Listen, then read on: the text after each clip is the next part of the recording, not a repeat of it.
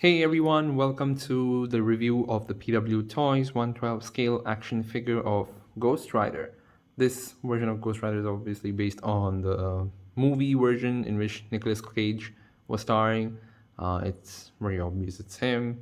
Even though, if people do notice, a lot of people complain, the skull isn't exactly like the movies. It resembles somewhat Robbie Reyes, the new Ghost Rider currently. Personally, I don't mind it that much because obviously it's just a skull. There's just slight differences, variations in design, but yeah, I still love it. So yeah, let's get into everything about this figure. I just quickly want to show you guys the box he came in and the health cycle. As you can see, it's written Skeleton Rider PW 2020. It was announced in 2020, but never really came out in that year. I don't know why they just darken the whole promo shot over here, not showing Ghost Rider's head or anything. Maybe perhaps licensing issues. So it says Skeleton Rider right here, and the box for the motorcycle is quite big, and I don't know why that says 2021, but yeah, I guess that's when it was manufactured completely. This is how it looks on the sides, at the back, and yeah, over here PW Toys. I didn't buy the base because I feel that was unnecessary.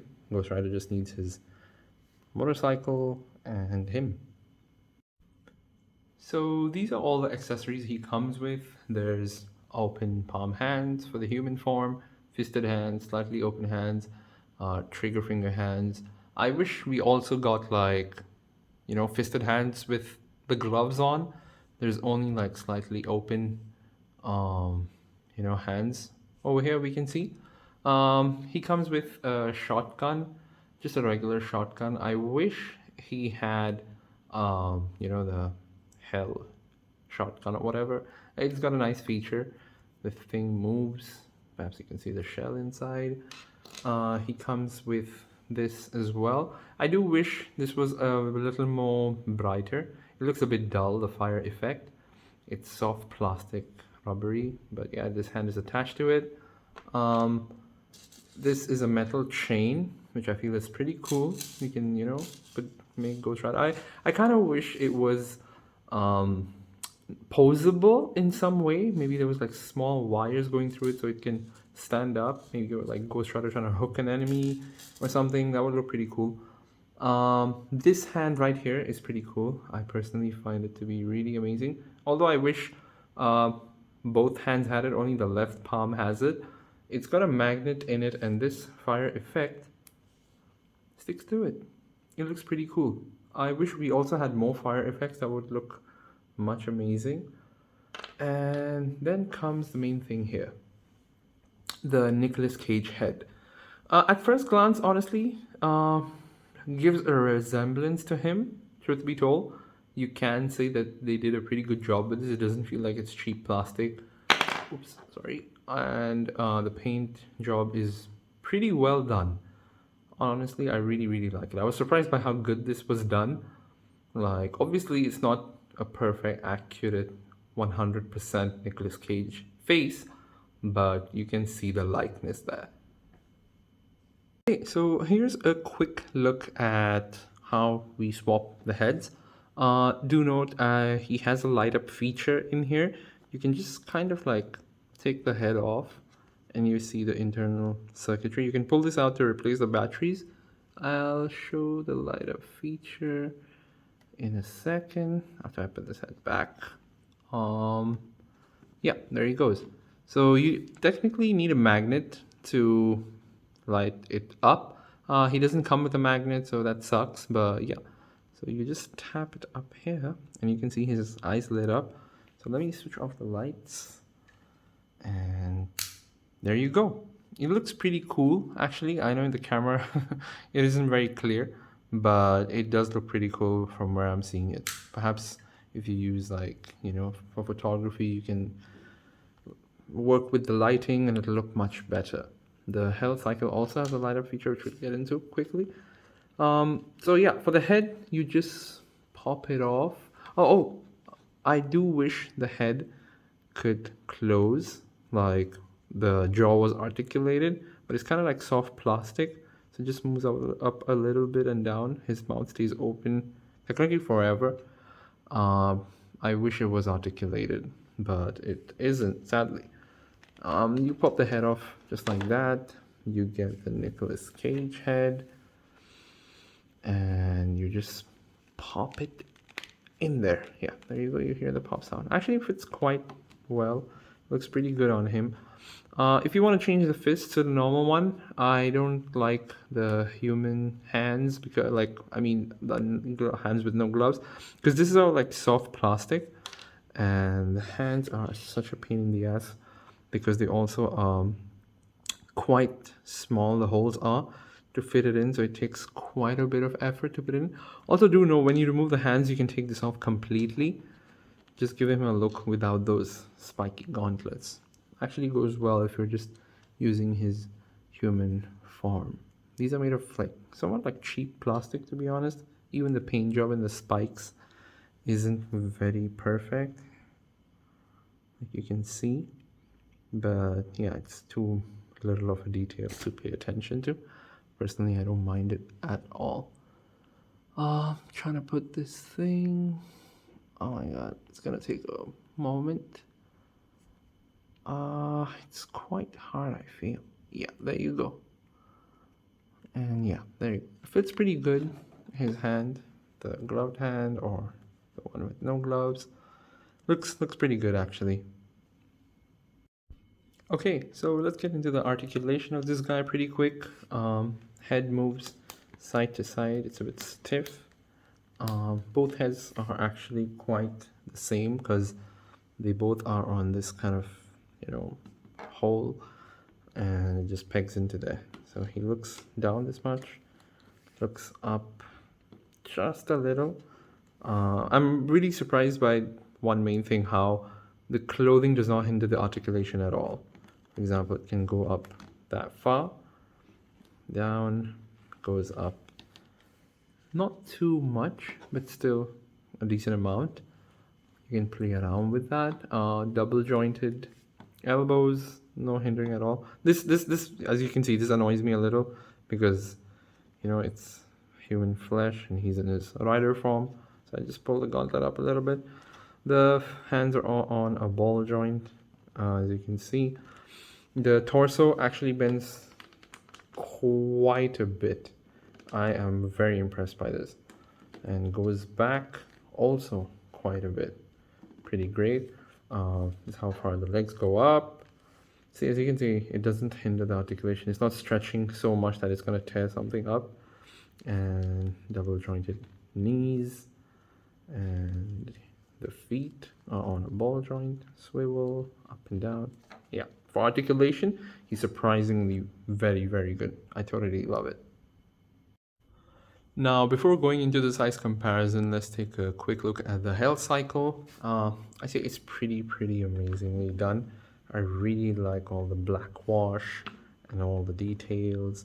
It did look sort of better in promo pics, but everything looks better in promo shots, and then the companies give us a downgrade. But actually, it's not bad at all. Really love how they've got all the details. By the way, this fire piece in the front wheel, detaches. I mean, yeah, even if this one at the back detached, it wouldn't really make sense because then it'd just be a normal tire, and then the bike is like a hell cycle. It's not like it can convert to the normal chopper Johnny Blaze rides. So yeah, even inside over here you can see the circuitry because there's a light up feature on both the wheels, which is pretty cool. Yeah, that's for the bike. Ghost Rider sits on it pretty good. Speaking of the light up feature, there are buttons down here both. You can open these up to replace the batteries, and to switch on the lights, you just click here. It doesn't look very bright, but let me switch off the lights, and there you go. It's not very strong, but it does, light up a little. It looks more brighter from where I'm seeing it. And yeah, actually, let me, put Ghost Rider next to it with his own light up feature. So he's here, his eyes lighting up, and he's standing with the hell cycle. And let's try the lights. There you go. Yeah, you can totally make use of that, or perhaps just put a little bit of lighting, and you can make it work with toy photography or something like that. I'll definitely take some shots, which I hope can capture that effect.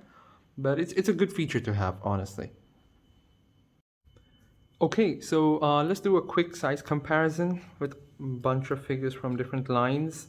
I mean, even among different lines, there are different variations of heights. But yeah, I'm gonna pose him next to the figure I really got him to pose with is my Grail piece Mezco Blade, and as you can see, Blade towers over him. I believe, just like many other people, this is my only one of the only complaints I have for this figure, that I wish it was slightly taller so it could fit well with a lot of displays. Let's get him next to a Marvel Legends VHS Cyclops, which fits really damn good with him, almost the same height, and I believe he could fit well with a lot of Marvel Legends displays. Let me get another smaller figure.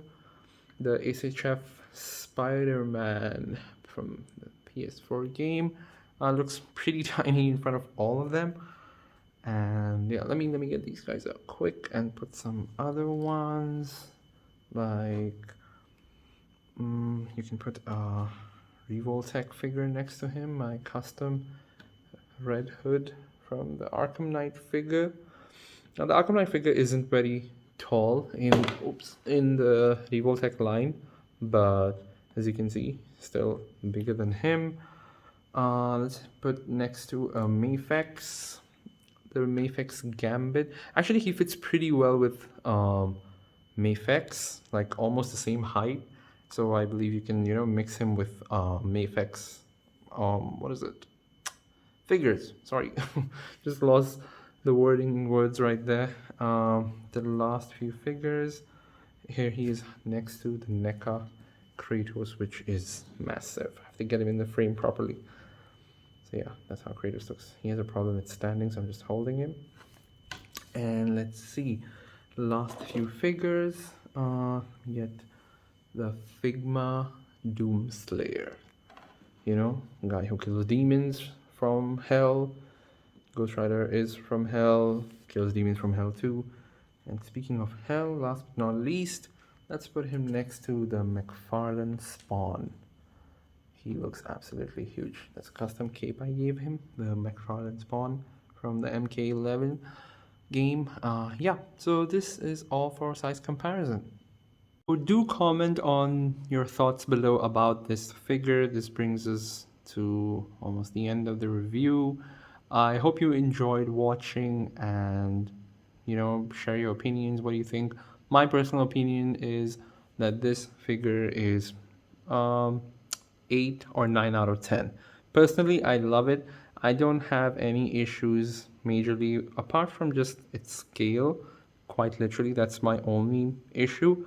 But it's just an inch or two, to be precise, that it's lacking. But apart from that, I feel the figure is really damn good. It's very well made. The plastic inside does feel a bit cheap. It does not feel very sturdy, but the soft goods cover it up. And it's not like you're gonna keep playing with one figure every single day. But yeah, and I don't think being rough with it will have an issue, because the clothing doesn't hinder it, so don't be afraid of tearing anything, or even the durability isn't too bad. The health cycle, for instance, really well done, really amazing. I love how Ghost Rider sits so well on it. There's no issues with him sitting on it and riding it. It looks really damn good. The base that it comes with, well, I felt, like I said, not really worth it, because I feel I'm pretty satisfied with this figure itself. I might as well go on to say that this is the best Ghost Rider figure we have yet. We don't know if there's someone gonna make a better one. There is the Mezco one coming out. Honestly, for this price point, which I got, I feel that this was completely worth it. This was around 200 US dollars, including the bike and this. No, actually, no, not even 200. I believe it's around 150 to 160 US dollars. Yeah, but the Mesco one is much more higher, and due to that main reason, I did not settle for the Mesco one because it might scale well, let's say, with my Mesco blade, which I love so much, but I still feel that that price is something I cannot justify for Ghost Rider, especially when this guy was out there. I may have gone with the Mesco one if this guy was never announced or never existed, but I'm very satisfied with this figure. I hope you guys enjoyed watching the review, and yeah, stay well, enjoy whatever you're doing, stay hydrated, and have a blessed day.